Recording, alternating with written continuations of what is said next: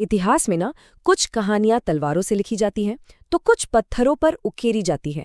आज हम एक ऐसी ही कहानी की बात करने वाले हैं जहां एक सम्राट ने अपनी तलवार को किनारे रखकर पत्थर पर एक नया भविष्य लिखा। ये कहानी है सम्राट अशोक की और उनके शिलालेखों की। ये वो पत्थर हैं जो आज भी हमें एक बहुत ही गहरे बदलाव की दास्तान सुनाते हैं। तो यहाँ एक बड़ा सवाल खड़ा होता है, क्या एक जंग की जो भयावहता होती है वो एक शक्तिशाली और महत्वाकांक्षी सम्राट के दिल और दिमाग को वाकई पूरी तरह से बदल सकती है? अशोक की कहानी हमें इसी सवाल के जवाब की ओर ले जाती है। इस पूरी कहानी की शुरुआत होती है एक ऐसी घटना से जो अशोक के जीवन का सबसे बड़ा, सबसे अहम मोड़ बनी, कलिंग का वो विनाशकारी युद्ध। और देखिए, इस युद्ध की कहानी की सबसे दिलचस्प बात क्या है, ये हमें किसी और ने नहीं बल्कि खुद अशोक ने बताई है। उनके 13वें शिलालेख में कलिंग युद्ध की भयावहता का एकदम साफ साफ जिक्र मिलता है। और यही वो पल था जब उस सम्राट का हृदय परिवर्तन हुआ। और ये बदलाव कितना गहरा था, इसका सबूत हमें उनके चौथे शिलालेख में मिलता है। अशोक ने भैरी घोष यानी जंग के नगाड़ों की गूंज को हमेशा के लिए खामोश कर दिया और धर्म घोष यानी शांति और धर्म की आवाज को अपना लिया। ये सिर्फ एक पॉलिसी का बदलाव नहीं था, नहीं, ये एक पूरी सोच का, एक पूरे युग का बदलना था।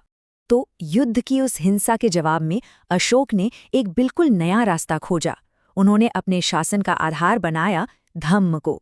पर सवाल ये है कि ये धम्म आखिर था क्या? देखिए, धम्म कोई नया धर्म नहीं था, बल्कि ये एक नैतिक और आचारिक संहिता थी, एक मॉरल कोड। इसका आधार था सही बर्ताव, सामाजिक जिम्मेदारी, अहिंसा और हर प्राणी के लिए सम्मान। एक तरह से कहें तो ये अशोक के विशाल साम्राज्य को चलाने का एक नया नैतिक संविधान बन गया था। तो धम्म का ये रास्ता असल में दिखता कैसा था? उनके 11वें शिलालेख के मुताबिक इसमें कुछ बहुत ही सीधी और सरल बातें थीं।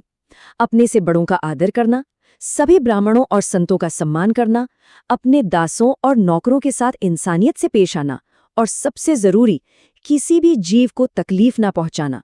अशोक ने सिर्फ धम्म का उपदेश ही नहीं दिया, बल्कि इसे अपने रोजमर्रा की नीतियों में भी शामिल किया। चलिए देखते हैं कैसे। उनके दूसरे शिलालेख से पता चलता है कि उन्होंने सोशल वेलफेयर पर कितना ज्यादा ध्यान दिया। इंसानों और जानवरों दोनों के लिए अस्पताल बनवाए, सड़कों के किनारे छायादार और फलदार पेड़ लगवाए और आने जाने वालों के लिए कुएं खुदवाए। एक ज्यादा मानवीय समाज बनाने की उनकी कोशिश पहले और 5वें शिलालेख में और भी साफ नजर आती है। उन्होंने पशु बलि जैसी प्रथाओं पर रोक लगा दी, फिजूल खर्ची वाले बड़े बड़े समारोहों को भी कम किया और बार बार इस बात पर जोर दिया कि दासों के साथ अच्छा व्यवहार किया जाना चाहिए। अब इतने बड़े बड़े विचारों को जमीन पर उतारने के लिए एक सिस्टम भी तो चाहिए, है ना? तो अशोक ने एक पूरा प्रशासनिक ढांचा तैयार किया। तीसरे और 5वें शिलालेख से पता चलता है कि उन्होंने युत्तक और राजुक जैसे अधिकारी नियुक्त किए। लेकिन सबसे खास थे धम्म महामात्र।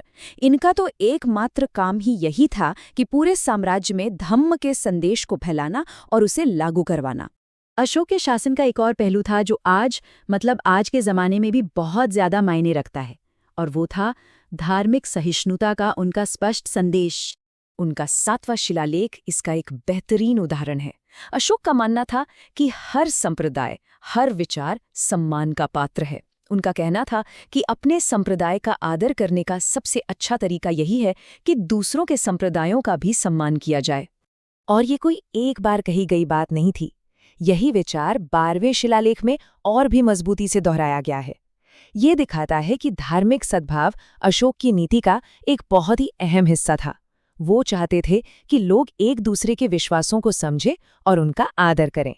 तो अब सवाल ये उठता है कि अशोक ने इतनी मेहनत करके इन संदेशों को पत्थर पर खुदवाया ही क्यों?